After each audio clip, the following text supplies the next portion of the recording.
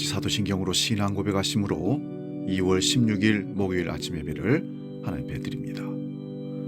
나는 전능하신 아버지 하나님, 천지의 창조주를 믿습니다. 나는 그의 유일하신 아들, 우리 주 예수 그리스도를 믿습니다. 그는 성령으로 잉태되어 동정녀 마리아에게서 나시고 본디오 빌라도에게 고난을 받아 십자가에 못 박혀 죽으시고 장사된 지 사흘 만에 죽은 자 가운데서 다시 살아나셨으며 하늘에 오르시어 전능하신 아버지 하나님 우편에 앉아 계시다가 거기로부터 살아있는 자와 죽은 자를 심판하러 오십니다. 나는 성령을 믿으며 거룩한 공교회와 성도의 교제와 죄를 용서받는 것과 몸의 부활과 영생을 믿습니다. 아멘.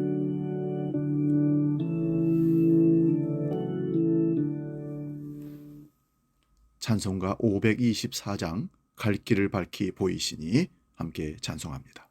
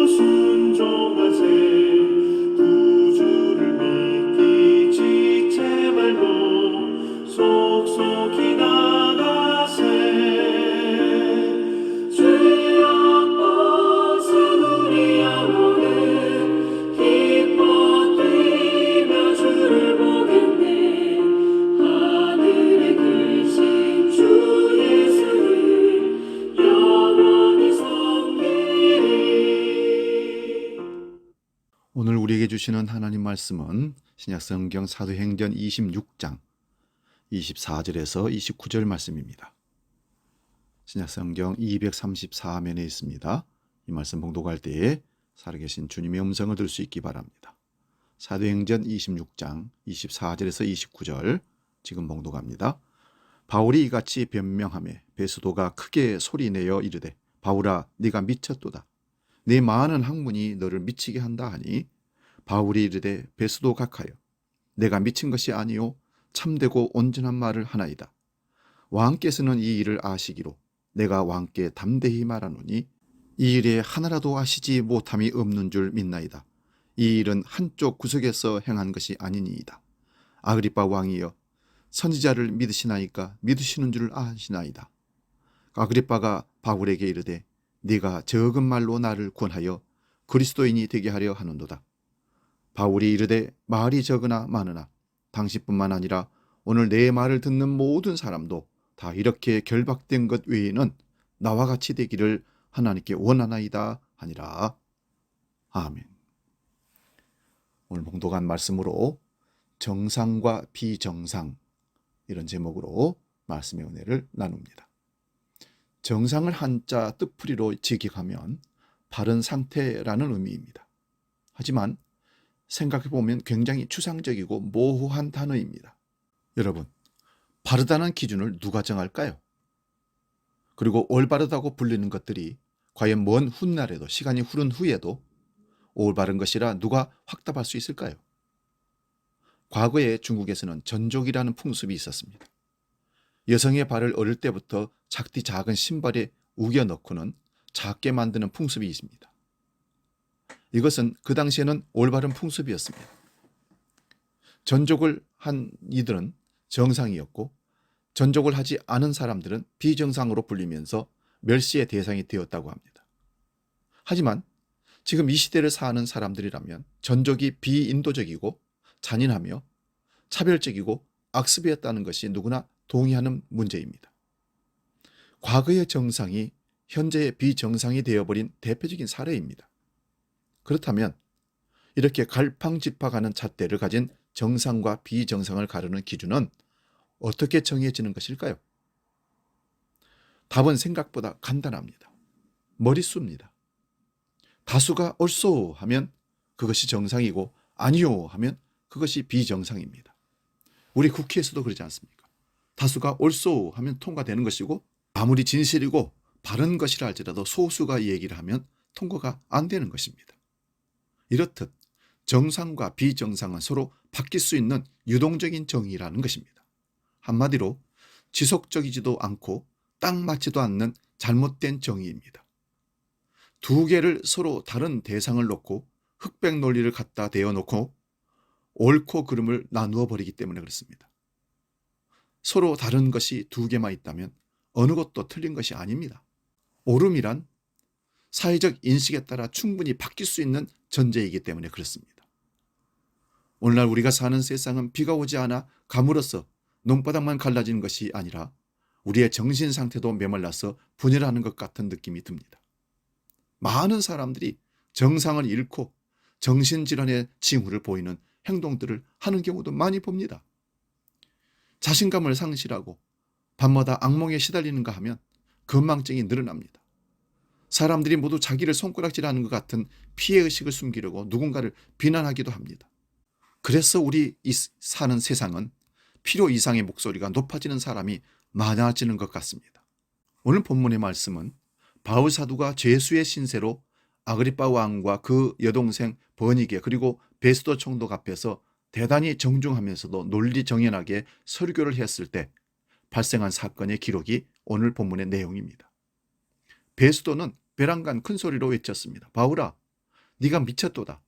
네 많은 학문이 너를 미치게 하였구나. 바울은 대답합니다. 내가 미친 것이 아니요 참되고 정신 차린 말을 하나이다. 대답합니다. 과연 누가 정상이고 누가 비정상이겠습니까? 성경 주석가인 렌스키라는 사람은 이 대목을 다음과 같이 설명하고 있습니다. 베스도가 큰 소리를 치며 네가 미쳤도다 하는 것은 진노나 분개가 아니라 자기 방어이며 긴장과 불안을 나타낸 것이라고 말합니다. 비록 권자에 앉아 있으나 양심은 늘 속에서 그를 불안하게 했습니다. 하나님 말씀 들으니 자신이 미칠 것만 같았습니다. 그래서 오히려 죄수의 신세인 바울을 향해 미쳤다라고 소리를 쳤던 것입니다. 그러면 왜 설교를 드리러 나왔겠습니까? 인간이란 기묘한 존재입니다. 죄와 향락을 벗어버리기는 싫어하면서도 신앙과 진리에 대하여 호기심과 갈망이 있습니다. 모든 것을 소유하으나 만족하지 못하여 신앙이야 진리도 악세사리처럼 목에 걸고 싶어하는 것입니다. 마치 보험 들어놓은 것처럼 말입니다. 죄수 바울의 입을 통하여 하나님의 말씀이 선포될 때 권력자들은 위를 갖추고 보좌에 높이 앉았으나 불안에 떨었습니다. 오히려 바울은 커 보이고 자신들은 위축되었습니다. 그리하여 신경질적인 발작으로 바울에게 소리치게 된 것입니다.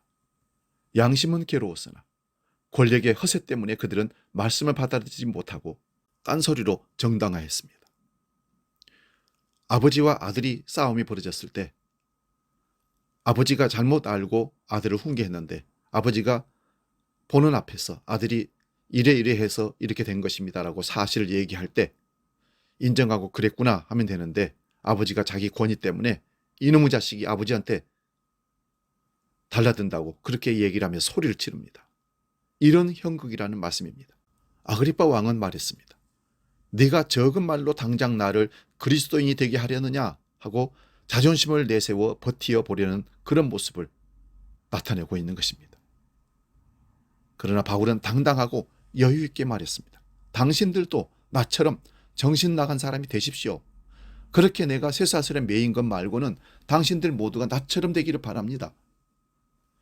죄수 바울과 권력자들을 비교해 보시기 바랍니다. 누가 정상인이고 누가 미친 사람입니까?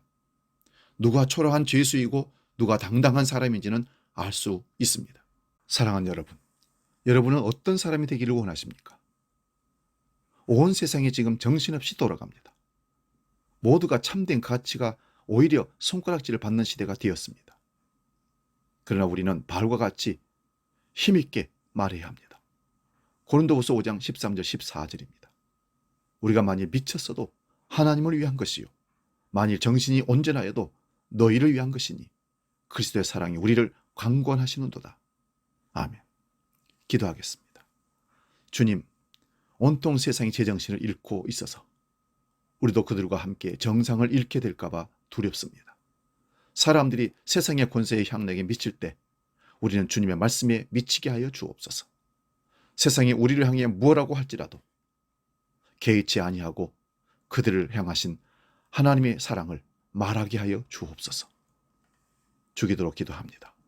하늘에 계신 우리 아버지, 아버지 이름을 거룩하게 하시며 아버지의 나라가 오게 하시며 아버지의 뜻이 하늘에서와 같이 땅에서도 이루어지게 하소서. 오늘 우리에게 일용할 양식을 주시고 우리가 우리에게 잘못한 사람을 용서하여 준 것 같이 우리 죄를 용서하여 주시고 우리를 시험에 빠지지 않게 하시고 악에서 구하소서. 나라와 권능과 영광이 영원히 아버지의 것입니다. 아멘.